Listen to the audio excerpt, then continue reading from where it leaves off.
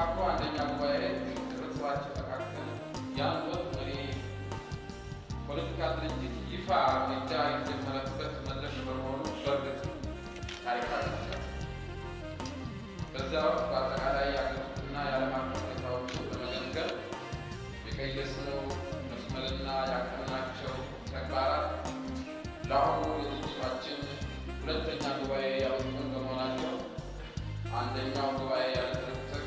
ማከናወኑ የታወቀ ሲሆን ለዚህም በተለይ የማዕከላዊ ኮሚቴ ሁለተኛ መደበኛ ስብሰባ እነዚህንም ወደፊት በምንደርስባቸው የዚህ ሪፖርት ውስጥ እንመለከታቸዋለን። ምዕራፍ 3 ኢሰፓኮ ድርጅታዊ አቋሙን በመጠንም ሆነ በጥራት ከፍ በማድረግ ለአንድ ወጥ የፖለቲካ ድርጅት አመራር በይፋ እንዲሰጥ ምዕራፍ ፋሽ እንደመሆኑ ታሪካዊነቱ እስከ